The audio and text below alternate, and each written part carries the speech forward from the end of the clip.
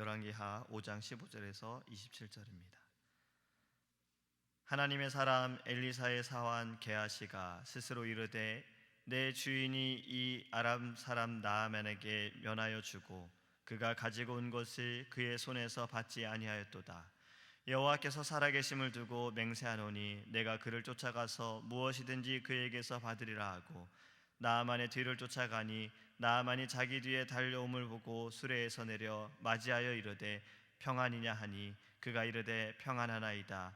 우리 주인께서 나를 보내시며 말씀하시기를 지금 선지자의 제자 중에 두 청년이 에브라임 산지에서부터 내게로 왔으니 청하건대 당신은 그들에게 은 1달란트와 옷 2벌을 주라 하시더이다. 나아만이 이르되 바라건대 2달란트를 받으라 하고 그를 강권하여 은 2달란트를 두 전대에 넣어 메고 옷 2벌을 아울러 두 사환에게 지우매 그들이 게하시 앞에서 지고 가니라. 언덕에 이르러서는 게하시가 그 물건을 두 사환의 손에서 받아 집에 감추고 그들을 보내 가게 한 후 들어가 그의 주인 앞에 서니 엘리사가 이르되 게하시야 네가 어디서 오느냐 하니 대답하되 당신의 종이 아무데도 가지 아니하였나이다 하니라. 엘리사가 이르되 한 사람이 수레에서 내려 너를 맞이할 때 내 마음이 함께 가지 아니하였느냐. 지금이 어찌 은을 받으며 옷을 받으며 감람원이나 포도원이나 양이나 소나 남종이나 여종을 받을 때이냐. 그러므로 나아만의 나병이 내게 들어 네 자손에게 미쳐 영원토록 이르리라 하니 게하시가 그 앞에서 물러나오매 나병이 발하여 눈같이 되었더라. 아멘. 할렐루야. 예전에 링컨에 대한 책을 볼 때 그 책 속에 링컨의 청년 시절 이야기가 있었습니다. 그 청년 시절 이야기 가운데 링컨의 정직에 대해서, 링컨이 얼마나 정직했는지 그것에 대해서 소개하는 글을 보았어요. 그 내용은 이렇습니다. 그가 청년 시절 때 가게에서 점원으로 일을 하는데 손님에게 돈을 거슬러 주는데 링컨이 실수로 돈을 잘못 준 거예요. 나중에 보니까 이것이 잘못된 것을 알고서 적은 금액이어도 자기의 돈이 아니기 때문에 그 돈을 그 손님의 집에까지 찾아가서 그 손님에게 돌려주었다라는 그런 내용이 있었어요. 그 손님이 그것으로 인해서 링컨을 신뢰하게 됐고 그리고 그 가게에 단골 손님이 되었다. 그런 내용이 있었습니다. 제가 이 책을 읽을 때쯤에 제가 그때는 핸드폰 가게에서 일을 할 때였어요. 그래서 저도 정직해야겠구나라는 생각을 했는데 핸드폰 가게에서 제가 손님에게 저도 2불을 줘야 되는데 1불만 준 거예요. 저도 실수를 했고 링컨도 이렇게 해서 참 정직한 모습을 보였구나 해서 저도 그 손님에게 전화를 걸었습니다. 제가 당신한테 2불을 줘야 되는데 1불만 줬으니 1불을 언제라도 와서 받아가십시오 이렇게 얘기를 했어요. 손님이 저한테 화를 내는 거예요. 내가 1불짜리 정도 필요한 사람으로 그렇게 가난해 보이냐고 저한테 막 화를 내는 거예요. 내가 의도한 건 이게 아니었는데 나는 정직한 모습을 보여주고 싶었고 우리 가게는 당신에게 이만큼 신뢰를 보여주고 싶었는데 오히려 손님은 저한테 막 화를 내더라고요. 때로는 좋은 의도가, 때로는 좋은 모습이, 때로는 정직한 모습이 그렇게 보여지지 않을 때도 있습니다. 그래도 우리는 정직해야 해요. 하나님을 믿는 사람들은 정직해야 합니다. 무엇보다도 하나님 앞에서 우리는 정직해야 한다는 거예요. 오늘 본문의 말씀은요, 나병을 가진 나아만 장군이 그가 자신의 병을 그 누구도 고칠 수 없는 그 상황 가운데 엘리사의 이야기를 들었어요. 한 아이를 통해서, 종을 통해서, 노예인 그 아이를 통해서 엘리사에 대한 이야기를 들었어요. 그리고 엘리사를 만나러 갑니다. 엘리사를 만나러 왔으나 엘리사가 자신이 원하는 대로, 자신이 생각한 대로 하질 않아요. 자신을 만나주지도 않았고, 자신에게 와서 기도한 것도 아니고, 자신에게 손을 댄 것도 아니고, 한 종을 통해서 그냥 말을 전달을 받습니다. 요단강에 가서 7번 몸을 씻어라. 나아만 장군이 이 이야기를 들었을 때 화가 나는 거예요. 내가 어떤 사람인데, 이가 있는 그 나라는 너무나도 강한 나라인 거예요. 자기는 그 강한 나라 가운데 한 군대의 장관인 내가 이곳에 왔는데 아무리 환자더라도 감히 나를 그러한 마음에 괘씸하고 화가 나는 상황이었어요. 그는 그냥 돌아가려고 했어요. 그런데 한 종이 또 이야기를 합니다. 병을 고치기 위해서라면 당신은 이보다 더한 것도 하지 않았겠느냐. 그냥 지금은 몸을 씻으라는 거예요. 그럼 씻는 게 낫지 않겠느냐라고 말을 합니다. 나아만 장군은 왜 하필 요단강이냐는 거죠. 좋은 강도 많은데, 깨끗한 곳도 많은데 왜 하필 요단강이냐고 그는 돌아가려고 했던 거예요. 하지만 이 종의 말을 듣고 그는 가서 씻습니다. 7번 씻을 때 그의 병이 완전히 깨끗해지는 것을 그는 보게 돼요. 자신의 살이 완전히 깨끗해지는 거예요. 그래서 그는 너무나도 기뻤고 너무나도 행복했어요. 그가 가지고 왔던 모든 선물들을 가지고 다시 엘리사에게 갑니다. 그가 가지고 온 것은 은 10달란트와 금 6,000개와 의복 10벌이었어요. 이것을 가지고 엘리사 앞에 가서 엘리사에게 그것을 주려고 해요. 그리고 그는 고백합니다. 이스라엘 외에는 온 천하에 신이 없는 줄을 내가 알겠나이다. 하지만 엘리사는 이것을 받으려고 하지 않습니다. 그냥 다 가지고 너는 돌아가라라고 말해요. 그는 나아만 장군은 엘리사에게 이제 내가 다른 신을 섬기지 않고 하나님께만 희생 제사를 드리겠다라고 말하며 그는 다시 자신의 나라로 돌아갑니다. 근데 오늘의 성경 말씀의 문제는 이제부터 시작이 됩니다. 엘리사의 사환이 나아만 뒤를 쫓아가지요. 그를 붙잡습니다. 그리고 그에게 말해요. 내 주인이 나를 보냈습니다. 선지자의 두 제자 중에 사람들이 내게 왔는데 두 청년이 왔는데 에브라임 산지에서부터 왔는데 이들에게 선물을 주고 싶다라는 거예요. 은 1달란트와 옷 2벌을 달라라고 말하는 거예요. 사환의 첫 번째 거짓말입니다. 엘리사는 보낸 적이 없지요. 하지만 지금 이는 말하기를 내 주인이 보냈다라고 거짓을 고하고 있는 거예요. 이 사환이 왜 은 1달란트, 옷 2벌만 이야기했어요? 지금 나아만 장군이 가져온 것은 이보다 더 많은 것이지만 지금 그는 아주 작은 것을 이야기를 합니다. 그냥 옷 1달란트와 은 1달란트와 옷 2벌만 얘기하고 있어요. 적은 양이니까 괜찮겠지라고 우리는 생각할 수 있지요. 또 이걸 다른 사람에게 주려고 하는 건데 괜찮겠지라고 우리는 생각할 수 있어요.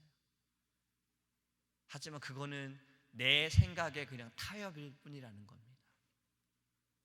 이건 정직에서 벗어난다라는 거지요.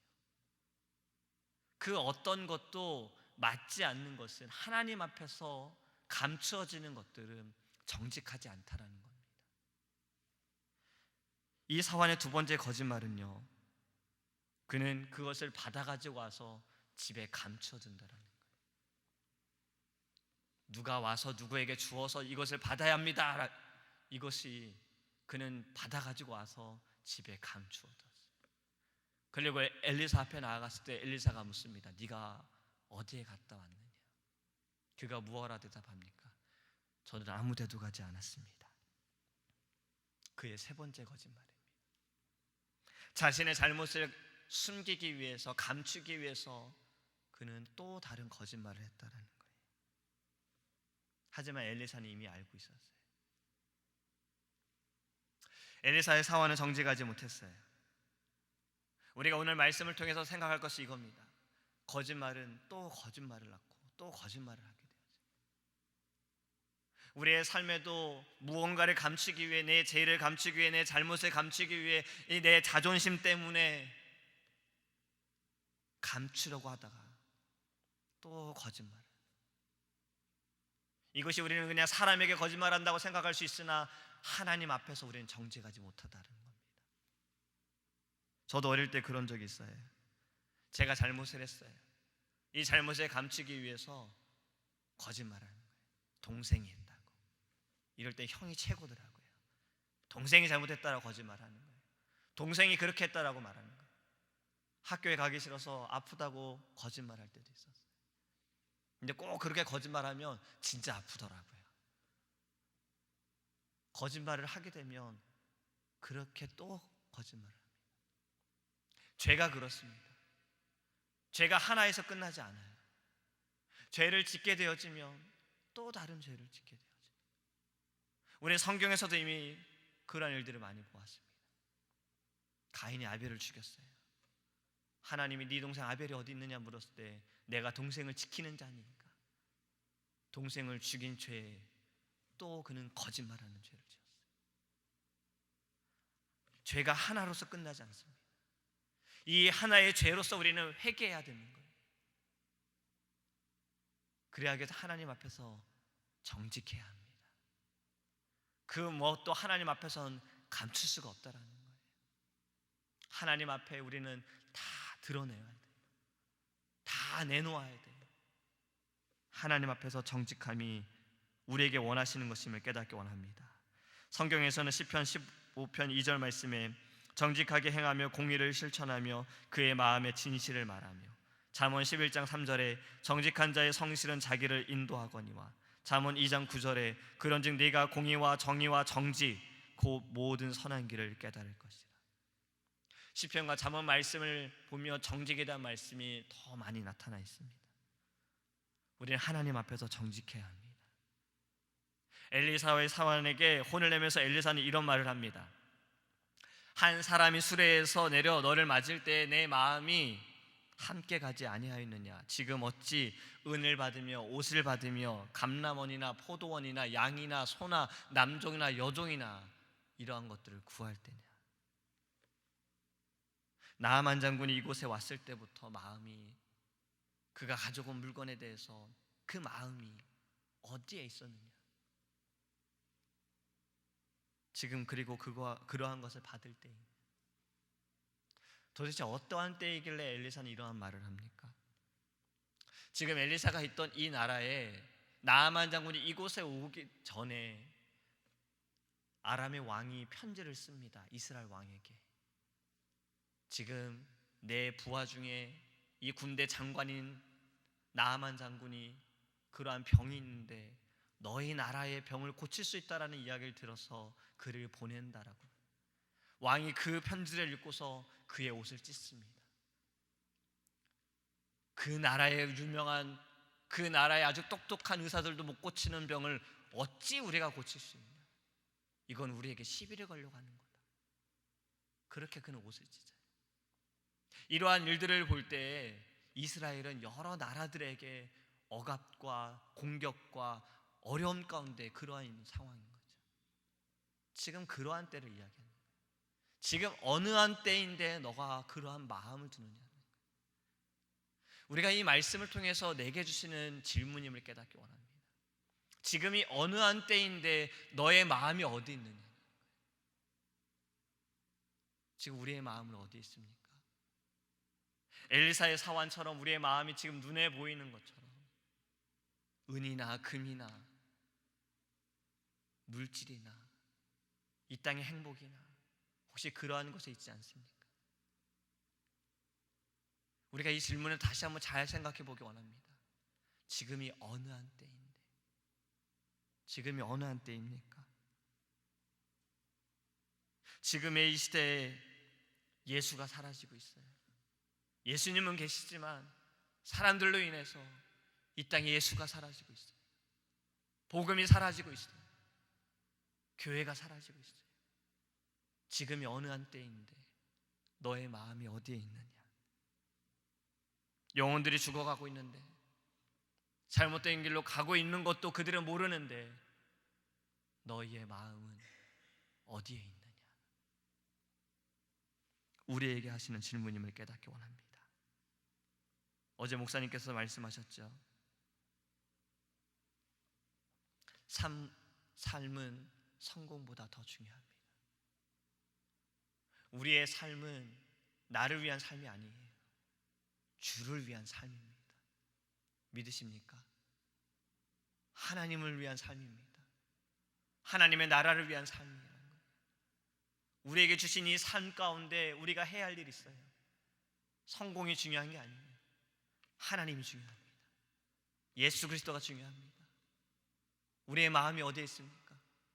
지금 우리가 하나님께 기도할 때 우리의 마음이 어디에 있습니까? 하나님께 있습니까? 주의 나라에 있습니까? 지금 이 땅에 일어나는 모든 일들에 대해서 우리의 마음이 아픕니까? 죽어가는 영혼들을 볼 때 우리의 심령이 애통하느냐 말입니다. 우리가 다시 깨닫기 원합니다. 우리가 분명히 깨달아야 할 것은 하나님 앞에서 정직해야 돼요. 모든 죄도 그렇습니다.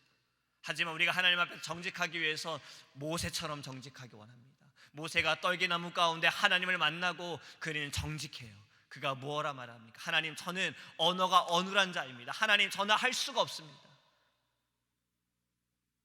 우리는 이러한 정직함도 가지고 있어야 합니다. 때로는 하나님께서 내게 주신 사명과 직분에 대해서 우리는 이렇게 고백할 수 있어야 되는 거예요. 하나님, 내가 할 수 없으니 하나님께서 하여 주옵소서. 나의 삶도 내가 할 수 없으니 하나님께서 하여 주옵소서. 모세의 그 고백을 통해서 하나님께서는 사람을 붙여주셨어요. 그에게 능력을 주셨어요. 그에게 담대함을 주셨어요. 우리도 이러한 정직함을 통해서 하나님께서 우리에게 은혜를 더하여 주실 줄 믿습니다. 1907년에 우리나라의 부흥의 시작은요, 한 사람의 정직으로 시작되었어요. 예배 가운데 한 사람이 죄를 고백함으로, 정직함으로 회개의 운동이 시작이 되었다는 겁니다. 지금 이 시대에 우리도 정직해야 합니다. 하나님 앞에서 정직하기 원합니다. 이 아침에 우리가 기도할 때 나의 마음은 어디에 있는지, 나는 정말 하나님께 정직하고 있는지, 죄뿐만이 아니라 나의 연약함과 나의 모든 삶 가운데 나는 다 하나님께 지금 드러내놓고 있는지, 우리가 이것을 깨닫고 주님께 부르짖기 원합니다. 기도하겠습니다. 하나님, 우리에게 주신 이 삶은 성공보다 더 중요합니다. 주님이 주신 삶이기 때문에 그렇고, 이 삶을 통해서 하나님께서 일하시기 원하기 때문에 그렇습니다. 주님, 우리가 이 아침에 기도할 때 나는 하나님 앞에서 정직한지, 나는 하나님 앞에서 감춤이 없는지, 죄뿐만이 아니라 나의 연약함도, 혹시 내게 주신 사명도 내가 하려고 하고 있진 않는지, 하나님, 정직하게 주님 앞에 부르짖게 하여 주시옵소서. 주님이 물으시는 질문, 너의 마음이 어디에 있느냐? 지금의 때가 어떠한 때인데 너의 마음은 어디에 있느냐? 하나님께 있기 원합니다. 하나님의 나라에 있기 원합니다. 하나님의 눈이 있는 곳에 우리의 눈이 있기 원하고, 주의 마음이 있는 곳에 우리의 마음이 있기 원합니다. 주님, 이 나라와 민족들, 죽어가는 영혼들, 잘못된 길로 가는데 그것도 알지 못하는 이들, 주님, 이러한 일들을 보면서 애통하게 하여 주시옵소서. 이 땅에 예수가 다시 살아나게 하시고, 이 땅에 다시 복음이 살아나게 하시고, 이 땅에 다시 교회가 살아날 수 있도록 하나님, 우리의 삶을 통해 하나님 일하여 주시옵소서. 이 아침에 부르짖을 때 우리 안에 성령으로 역사하여 주시옵시고, 모세가 하나님을 만나 정직하여진 것처럼, 하나님만을 의지했던 것처럼 우리도 주를 만나 우리의 모든 삶에 주님만을 의지하며 나갈 수 있도록 주님 동행하여 주시옵소서. 감사하며 예수님의 이름으로 기도합니다. 아멘. 주기도문 하시겠습니다. 하늘에 계신 우리 아버지여, 이름이 거룩히 여김을 받으시오며 나라의 임하옵시며 뜻이 하늘에서 이룬 것 같이 땅에서도 이루어지이다. 오늘날 우리에게 일용할 양식을 주옵시고, 우리가 우리에게 죄 지은 자를 사하여 준 것 같이 우리의 죄를 사하여 주옵시고, 우리를 시험에 들게 하지 마옵시고 다만 악에서 구하옵소서. 대개 나라와 권세와 영광이 아버지께 영원히 있사옵나이다.